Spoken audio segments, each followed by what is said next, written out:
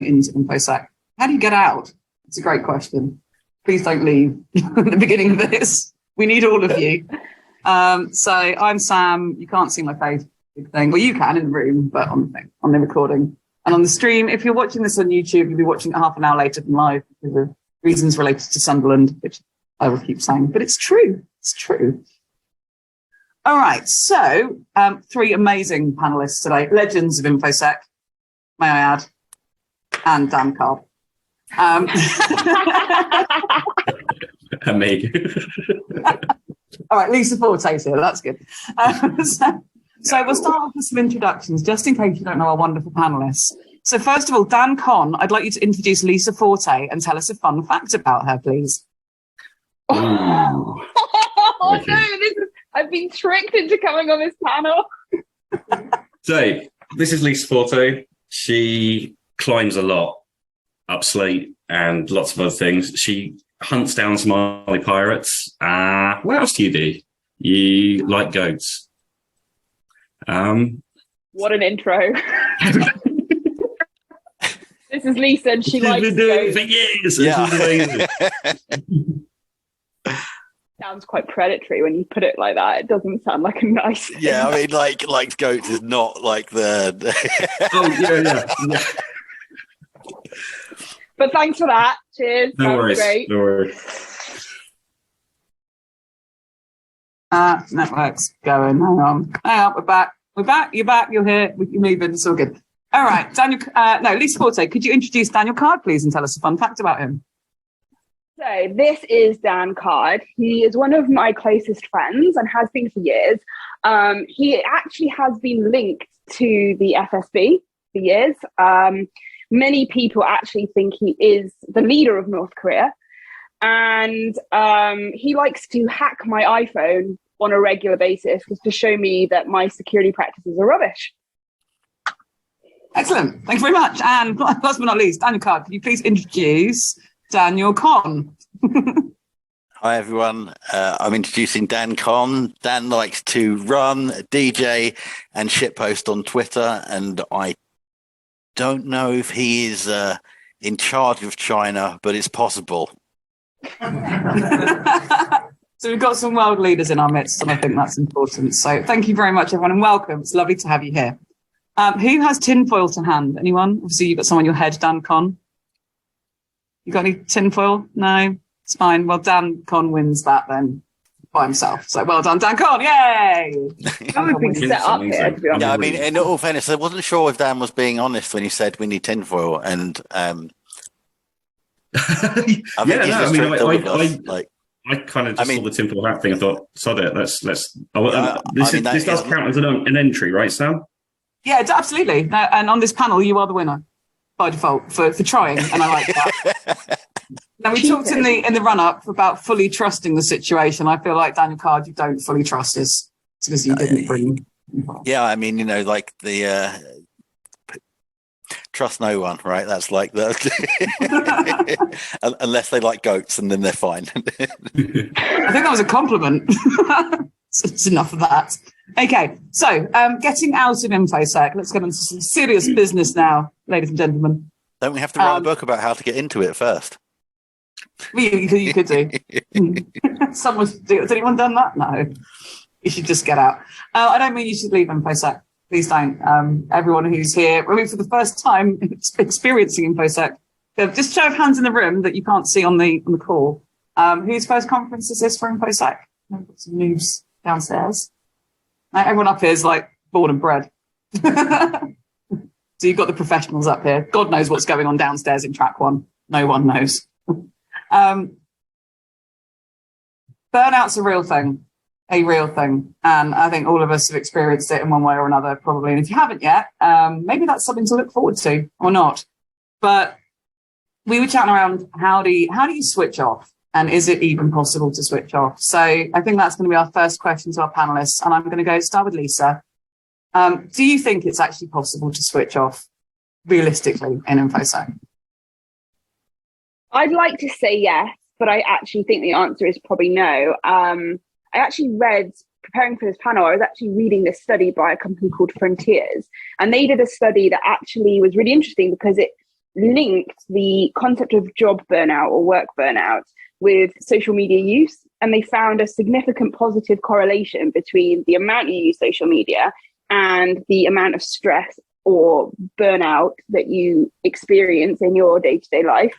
And I think for me, that's a really big thing as well, because social media is really like a highlight reel of everybody's career and life, apart from Dan Conn, who chases Russians around and calls people out. But Dan Card, sorry, apart from him,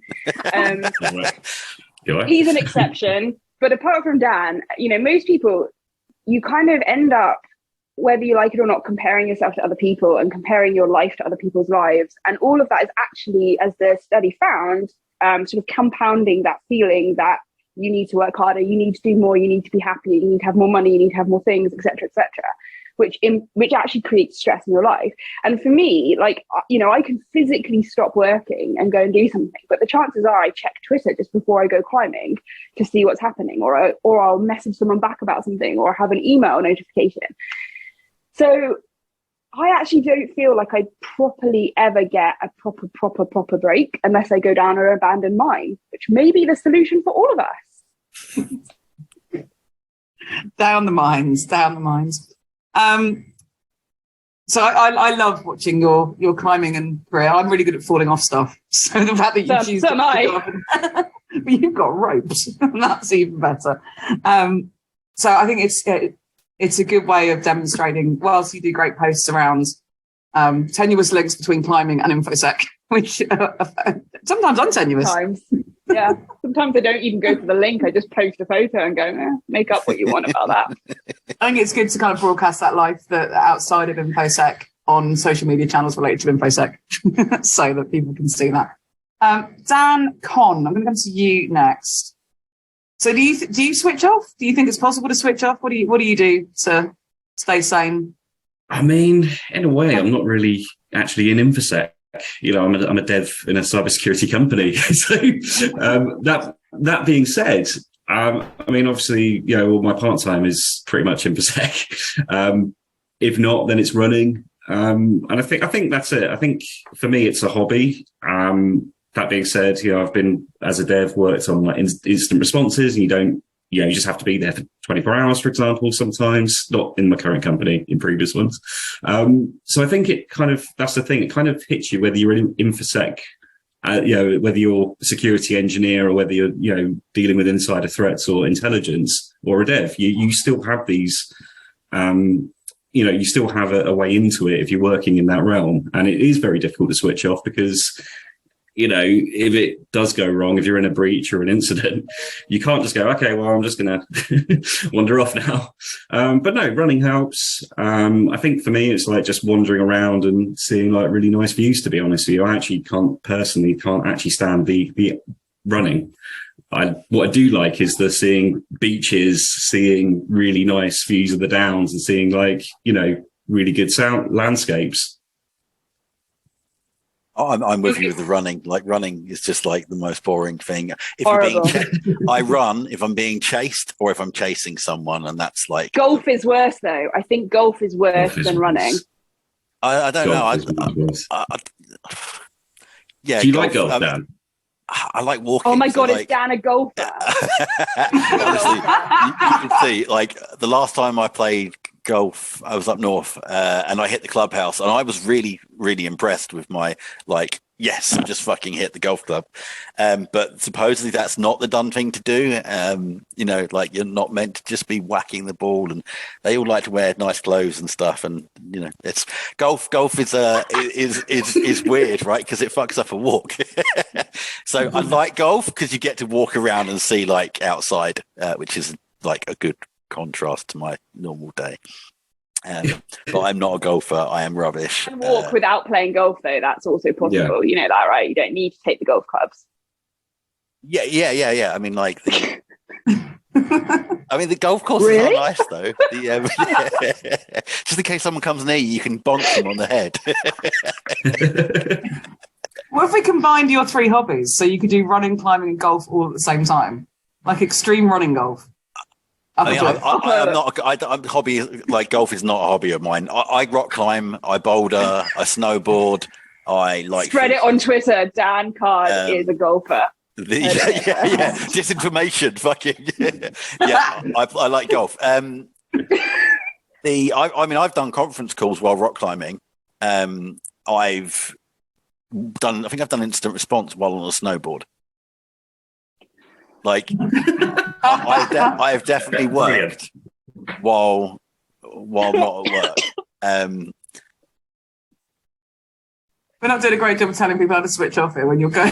Yeah, I mean, flying down the Alps on a snowboard. So like, but I think there's like, I think there's a real point here, and Lisa raised this as well. Like, my social media experience is a bit different to other people's because I'm very much me generally on it, and I don't really like.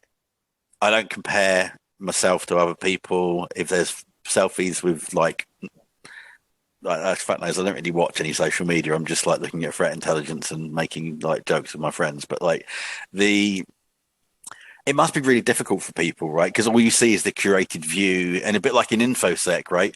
Everyone talks about that time that I like got domain admin in 10 seconds, or I pwned 1 million servers, and everyone talks about how amazing they are. I mean, I don't like LinkedIn because of the level of shit on it. Because everyone there is constantly just like, I'm amazing. Whereas like, that isn't life. Like, I have days like today, for example, like I am really tired. I was up late. I was like sitting at a computer for 14 hours yesterday. I'm sitting there looking at some cool threat intel and reverse engineering some malware and shit like that. And I'm like, I'm tired. I'm not having a great day. And people don't talk like that on social media a lot. Like, everything's amazing and it's all marketing and it's all about brand promotion and it's all about me. And I'm like, fuck that.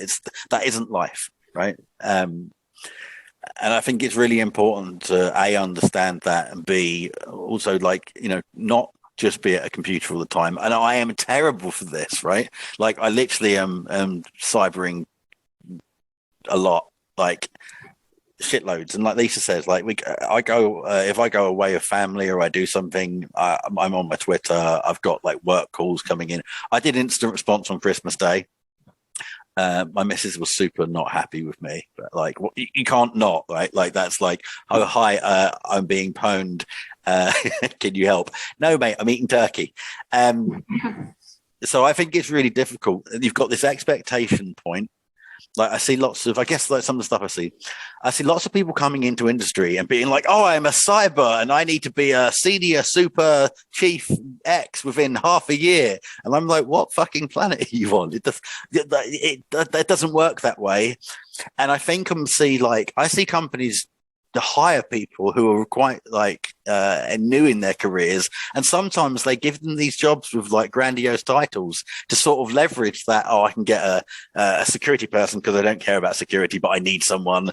And then you've got this weird scenario like in that front. So you've got like unrealistic expectations. You've got everyone telling everyone how amazing and how like brilliant everything is when it isn't. Like, everyone has problems.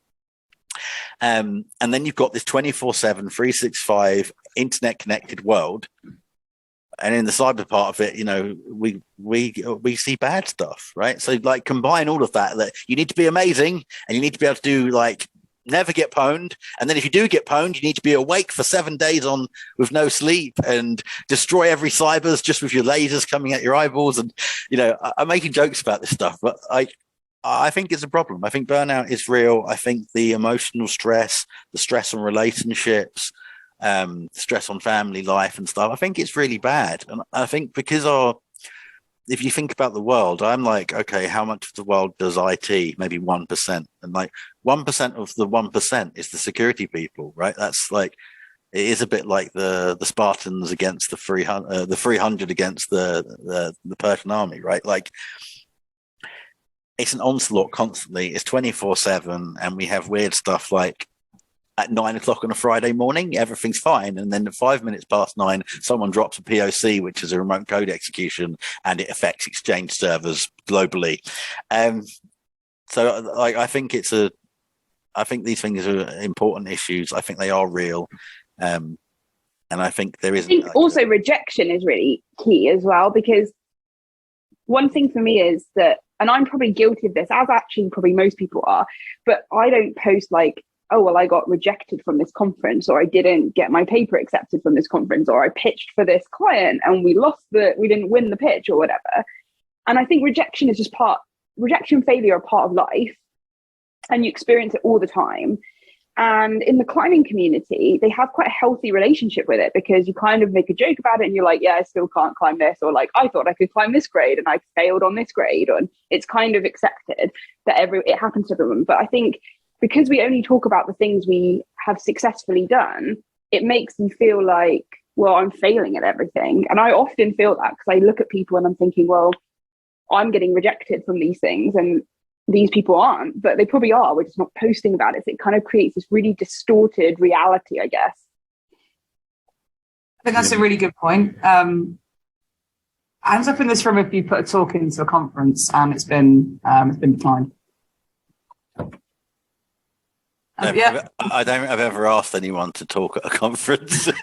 You've never been asked to talk at a conference. No, I get asked to talk and stuff. I don't think I've ever asked anyone to talk at one. I'm rubbish on cameras and stuff, right? Like I totally, I'm not like a complete introvert, but like I am totally not like, I don't run around trying to be on cameras and stuff. Like I struggle. Like I can present and I do presentations for work and stuff. But like I find like with my workload and everything, I don't run around trying to give talks and stuff. Like I put loads of content out on Twitter and sometimes LinkedIn. Yeah. But I like struggle with putting stuff out for that. Like, does that make sense? Yeah, no, I hear you. And just for the folks in the room, it's tough, right? It is tough. I mean, I got my first rejection from BSides Melbourne. Just going to call them out. Yeah, fight me. Shame. Got put on a watch list by RSA. Also true. And I think that piece around social media is so important. Is we all put our best lives out there, and all of us, are also struggling at the same time. And it's sometimes I've got a friend. I don't know if you've all got this friend on Facebook, if you're old like me, or on the new, I don't know, the TikToks or whatever you young people use. I got a friend who literally throws out everything that's wrong in her life all the time. She gets loads of shit for it. She's like, well, why are you always puking up all over social media? And so that's her therapy. She feels really good when she's blurted out all over Facebook. But she's not, she's definitely the exception to the rule. I think the issue is fairly well framed around the fact we work too many hours. I've also done Christmas Day, Dan, I'm with you. I've nearly dropped a phone in the carrots. Whilst that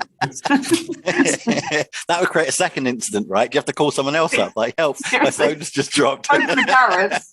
And it's always some company in the Middle East, always, that's having some sort of breakdown on Christmas Day on purpose.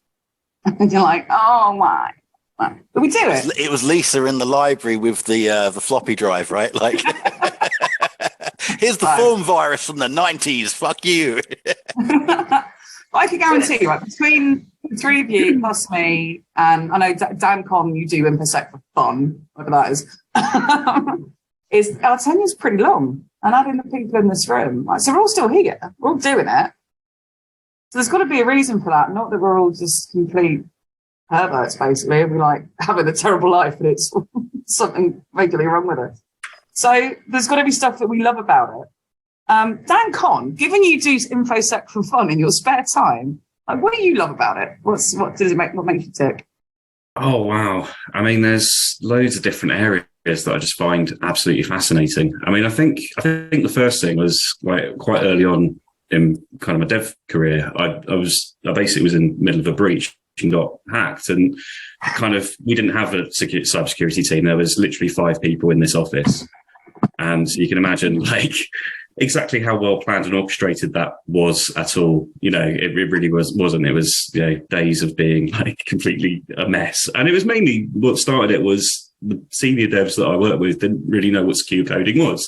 We're talking like 10 years ago. And I didn't. I definitely didn't. It's like secure what? And so I think from that, it learning about how I think we used PHP at the time. So like how even if you create an authentication system in PHP, just because you say you're waiting for true, but could be one, could be anything that could mean true, right? Because it's not a strongly typed language. So things like that got me, I guess, into it. And just the more I find out, the more I find it absolutely fascinating. So I think watching Nicole Beckwith do her OSINT talk a couple of years ago for Conn, that made me want to go more into looking about that and researching that. Cryptography I find absolutely fascinating, the maths behind that, and how tricks can be played with maths, really, on a high level. It's not really a trick. I'm sorry. Yeah, Mark. Lars Cardinal's sitting there shaking his head. Yeah, exactly. But I think that's the thing with security. There's a lot of the time it's dealt with as if it's like this magic thing, and I know Dan Card's got probably opinions on calling it magic too. It's not, but it has that kind of allure to it, I think, and that's what I really, it's just I mean, like having the flipper zero in front of me and like, oh my god, what can I do with it? And it's that kind of energy that I like coding, but it's there you go. It's a different thing. So, and I think also, sorry, go on. I think also the people involved with it are very welcoming. I think can I just say something as well? Like on the back of what Dan said, there is this weird perception in the world that you have infosec teams everywhere. You don't. It's the not the normal thing to go into an org and have an IT or an information security team. If you're in a regulated industry, it's a bit different. But there's definitely. Most companies don't have dedicated cybersecurity teams or infosec teams. And when we look at how the world really works, not how it works in a book, right? Or in someone's mind, is if you're developing something or if you're operating, a system, generally, if you look at their requirements are they are responsible for the security of that system. And when you look at governance structures and stuff, everything rolls up into a CEO or an MD, and this stuff gets divested around across an organization. So I think it's important for people to realize that you can be called a developer in your job title, and your job is in the cybersecurity industry as well, right? I think people think that unless you're I'm a cyber and I've got my cyber gun, and it's weird because there are specialisms in everything, and security as a management function is a specialist capability. Security from a pen testing, from an architecture, they're all specialisms. But when you think about what the role of cybersecurity and what we're trying to do, we're trying to defend our devices and systems against attack. You don't need to be called Cyber Ninja Warrior 1337, whatever the fuck, to be doing infosec. People talk about risk and all these models and stuff like that. And don't get me wrong, they're great. I'm not saying not to use them, and I use them myself. But I go in sometimes and I start doing complex theoretical modeling, and people are like, we just want the simple version, mate. What the fuck? We can't understand that. So I think there's this real juxtaposition in the world of thinking there's cyber warriors versus there's a developer who's got a web server and it's under attack, and they've implemented an IP tables rule to block loads of stuff, or they've put a WAF in front of it, or CDN, or it's all technology management and technology integration. And I'm really simplifying it, because when you look at it, there's the academic side, there's the education side, there's the marketing, the facilities, the physical sec, the research part. There's all this stuff, but fundamentally, it's defending computer systems, right, and defending information. So it's important that people should realise that you don't need to have a specific job title to be in cybersecurity, I think. It's true, and there's a lot of made-up ones. I've got a made-up job title. I completely hear you. I mean, all of mine are made up, right? I think I'm in some formal minutes somewhere as Cyber Jedi Knight. That kind of stuff with little logos in the top right, and coats of arms and all that crap. This is true. I just think it's important that people don't worry so much about stuff, right? You don't need to be. you shouldn't be knowing everything in the first 6 months of your career. Your job title actually generally doesn't mean so much in the real world. It might mean a lot on LinkedIn, but it doesn't actually matter. And I think that 10 years in, that's my take anyway. Like, yeah, easy for me to say. I've been doing this stuff for I think I've been in tech and that for 20 something years. But I've had that approach generally, like hopefully throughout my career. It's more what you do and how you do it and how you approach it and how you are than it is what title you've got, right? I think so. On that note, I mean, we talked about kind of like what, how you look at yourselves. Lisa, I think it'd be good to get your take on, from a leadership perspective, like, this is a loaded question and the answer is 100% yes, but I'd love more on it. Is like how the cybersecurity leaders, they've got to be taking more responsibility for the mental health and the switch off time of their employees, right? What tips do you think we can give to leadership folks around that? And what should we be asking our managers for? I think you need, so there was this program that I watched, and I can't for the life of me remember who the presenter was, but they were talking about how different countries around the world handle workplace stress amongst their employees. And this wasn't obviously related to tech, it was related more generally to the work environment. And they were talking about how in Germany, if you're off work for whatever reason, on holiday or on your weekend, you're not allowed to be contacted by work. That is actually not allowed under their employment laws or something. And I think certain things like that are actually really healthy, because for me, I've had a couple of situations where I've had complete breaks off social media. I've just deleted the apps off my phone and just not logged in for a period of time. And I think you get that initial anxiety where you're like, oh, I've got to check my emails or I've got to check my social media. But after a couple of days, you realize that actually you really don't. Like, nothing is, there are other, if your organization literally cannot survive because you're off on holiday, then there's a real problem there with a single point of failure, because you, God forbid, but you could get hit by a bus, and then what does your organization do, right? So I sort of feel like we've got to stop feeling like you have to be connected all the time. And perhaps we need proper breaks. I think we need proper time where we can go and do something that doesn't involve cyber or networking or social media or reading white papers or writing white papers or all the other stuff that we end up doing, thinking that it's not work, but it basically is work, right? Because I think those breaks are really important for human beings. And we're unfortunate in cyber as well, in some respects, because a lot of our interaction is online with each other, and a lot of our stuff is in front of screens, right? And I spoke to a friend of mine who's also in infosec, and she was like, oh no, I have good breaks. And I'm like, but you wake up and you look at your phone, and then you're on your computer all day, and then you switch onto your iPad, or then you go and sit in front of the TV. So your entire day from waking up to going to bed is in front of a screen. And that's just not healthy long term, I don't think. But I'm not very good at doing that myself, as you'll tell from my social media feed. So I'm kind of preaching at you, but also not following my own advice. So you do go rock climbing quite a lot, though, right? So like you do manage to get out. I know, but I usually text you a photo of it. So I've got my phone in my hand. Going, like, I'm sitting there going, like, I really wish I wasn't at a computer. And I was like, I joke because I'm sitting there going, like, my hands are now like super hand model level of hands. And I'm actually like worried now if I try and go climbing that basically I'll cry because it will hurt too much.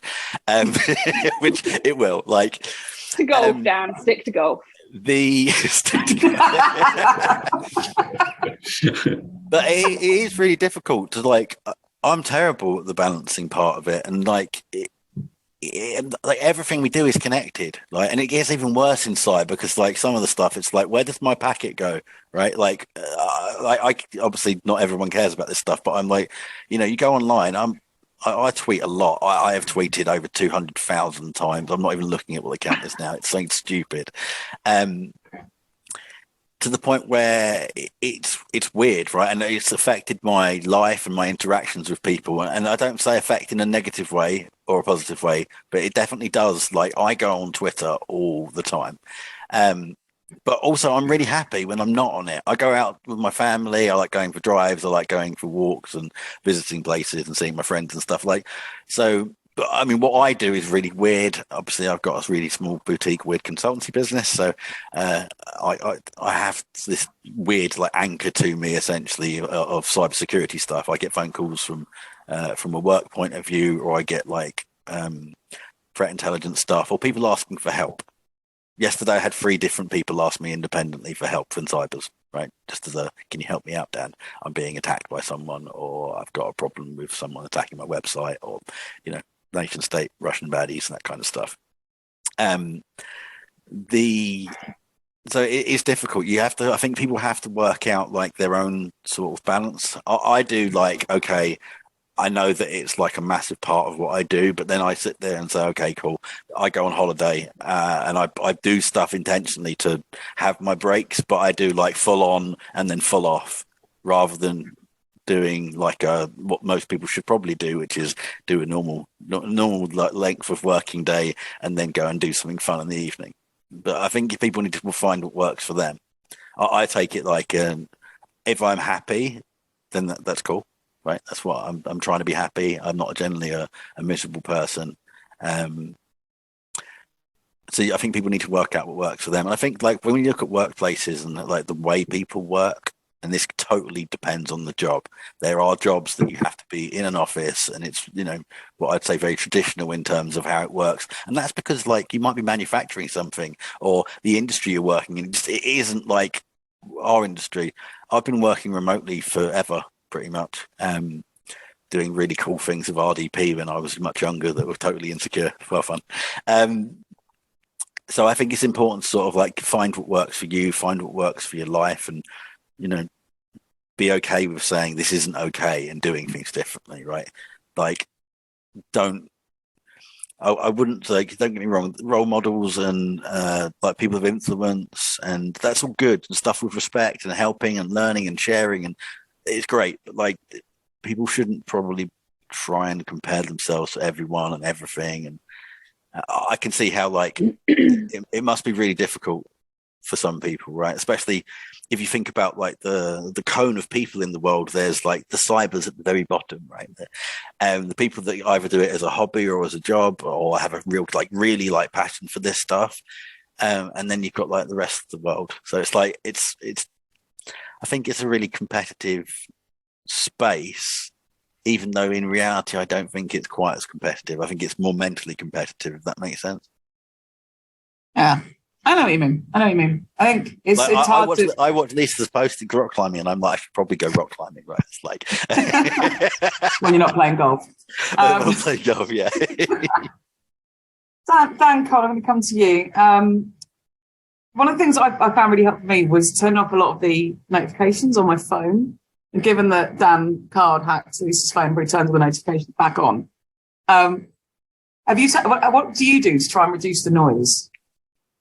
I actually use quite a few apps to just like shut out all notifications, everything. I mean, I take social media notifications just not at all. So there's been a few times that people go, "Oh, he hasn't replied." And I was like, well, because like I'd like to be kind of in control of when I want to dip into it, great, and when I don't, then I don't. And I think that's helped, especially as there's just a lot more noise as you kind of chat to more people in the world. It just happens, and I think like I think it's important to kind of have your own boundaries. And also, one thing, like when I worked, an older company than the one I'm in it, but I kind of went for some kind of management training, and what I found is that people that I managed, they would wait until I finished work. Or they would wait, they'd be looking, I'd be like, oh, you can go now, go have a beer, or, have fun, and you'd find that they would look at what the people above them are, I hate the word above, but you know what I mean? It's having that kind of hierarchical thing of seeing what that person's doing and what are they doing? Well, if they're staying late, then I should stay late. And I think that's quite unhealthy. I think it's actually quite good if you're in that position to actually go, I'm finishing. Or, make it kind of, if you can, I'm not saying like, but, have that kind of camaraderie of, okay, well, you're telling everybody else to go and have fun with them, because it adds a culture thing. It adds that's important. I just heard you say let's go and have fun. That sounds a lot better than sitting at a computer, right? But conversely as well, but also there's another thing that I find odd, like, and my missus says this to me. She's like, Dan, she's like, are you working or are you like? I'm like, well, I'm having fun, so it's like both. Because what do you do when like? And I think this is quite a common thing. There are quite a few people who work in tech and sec that it's their hobby, right? And it's like, it sounds stupid. You could be playing a computer game and then you might decide, oh, I fancy cheating on that, so I'm going to like hack the memory, or I'm going to design levels or create content. You know, there's a million ways that you can end up doing the same sort of stuff. I learned to script by writing Jedi Knight scripting language. I learned some programming for Quake C. Like now that's work, but it's still fun. Like it's difficult. I think because of these, because of the way life has changed. I think the way we integrate in this symbiosis between humans and technology is I say the word weird. It isn't weird, is it? But like we've extended our abilities through technology to the point we are almost symbiotically attached to our phones or to a computer, to the internet. And I don't think that's necessarily a bad thing. I think it depends on, is it good for you? Does it help you? Does it, you know, and there is more to life than just sitting on the internet. But like I've got friends all over the world and I love speaking to everyone, right? That's like, I think it's also like not so much that you are joined at the hip with your phone. I think the key issue is, are you controlled by your phone or are you controlling that relationship? Because like Dan said, like if you feel like you're compulsively checking social media and every notification you're checking, or you're always kind of in that situation, then you're not actually in control of the situation at all. The phone and the notifications is kind of controlling your, I guess, your bandwidth in your brain as well to some degree, right? Whereas if you're sort of like, well, I'm going to do this and then I'm going to check in the morning and check in the afternoon and that's it, and you are actually able to do that, then it's probably fine and probably healthy. But I think certainly for me, it very quickly encroaches into not healthy, addiction level kind of behavior, to be honest. And then I have to really rein it back in before I'm like, well, I'm just going to lose my mind. We have this as well, though, with group chats and stuff. Like, I think Leisha and I are really similar of this. What I cannot do. We leave them. Like, we're like mute instantly. People like add you to a group, and I'm like mute. And then I'm like, yeah. Do I need to be in here? Do I actually need to be in? Like, don't get me wrong. Outside of like Intel collecting stuff, but like sometimes I'm like, I don't need to be in this group. I'm in loads of Discord channels that I can't cope. I have to put everything on mute, and I think that's okay as well, right? Like I don't like emails, and people email me stuff, and I find it really awkward because I don't understand what they mean, or they tell me to do something via email. They don't ask me. They just like, I find some forms of commentary different. And my emails back might be long-winded, or say, like telling you exactly why I'm not going to do anything that you just demanded of me. Whereas if you phone me and speak to me, I'm like, oh yeah, wicked, I can help. Like I respond a lot. Yeah, I can help. I'm just playing a round of golf, but give me 2 seconds. It's on the fairway. It's all good. Yeah. I'm not letting this go. I'm not letting this go. I'm actually going to a golf course. I'm going to go to a golf course this week as well. I'm totally doesn't surprise me. Dan Fowday. Yeah. Right. We're nearly at time. I was going to get you to do a scavenger hunt, but we haven't got time for that now. But the first person to reach one of these 3 things from where they are right now is also going to be a winner in my eyes. So one of these 3 things, you need to get one. Right, either a frog, a vinyl record, or a carabiner. I'm in an attic. I'm completely shot myself in the foot here. K-Hax wins, yeah. Oh shit, he's like invisible. I gave you one each. That was right. And last thing, quick fire round. We're going to go around and just shout all over each other. It'll be brilliant on the recording. So it's a dis or dat. All right, we'll start with an easy one. Fire or ice? Fire. Go. Ice. Okay. Is John McAfee dead or alive? Alive. Dead. Daddy or chips? Chips. Chips. Lisa? With You've lost your all sound. of this sort of things. Lisa's like, this isn't me. Later, I'm above this. Lisa's LinkedIn like, or Facebook? I'm just about to hang off this cliff. It's like totally Mission Impossible. I bet behind that brick wall is actually a mountain, right? It'll be like Tom Cruise. It's like He's actually upside down. Yeah. Nicolas Cage or Tom Cruise? There you go. Tom Cruise. Tom Cruise, because he's short. Kermit or Miss Piggy? Kermit. Miss Piggy. Oh. Newcastle or Sunderland? Oh. Newcastle. Newcastle. Newcastle. Right, good. You can say. What have we not done yet? Hang on. I've done these completely out of order now. Oh, running or golf? Right. Golf. Running. Shit. Brilliant. Right, that brings us to time. And you don't even have to run around your houses, which is lovely. This has been awesome. These are important topics, and it's good to hear from folks who either choose to do cybersecurity for fun, don't know where the edges are, because that's most of us, to be honest. But we're still here and we still love it, right? So how can folks get hold of you? Not email, seemingly, UK Daniel Card. On the Twitters? We'll put your Twitters. Your Twitters might be on the agenda. I can't remember now. Whoever wrote that, me. LinkedIn, just send me DMs. I really love it, especially if you want to say, have I got 10 minutes to review your product for free? I love that. Right? Like, fuck. Yeah. Totally do that, right? Everyone, that's your assignment this afternoon. Folks in the room, just a bit of housekeeping, please go and see the sponsors. They're next door. We love them. Big B-Sides Newcastle round of applause, please, for our 3 amazing panelists. Thanks, everyone. Thanks for having us. You're amazing. And you go and have your lunch now. I'll go and play golf, whatever it is you're doing this afternoon. All right. Thanks very much. Thanks. Love you. Thanks, everyone. Bye.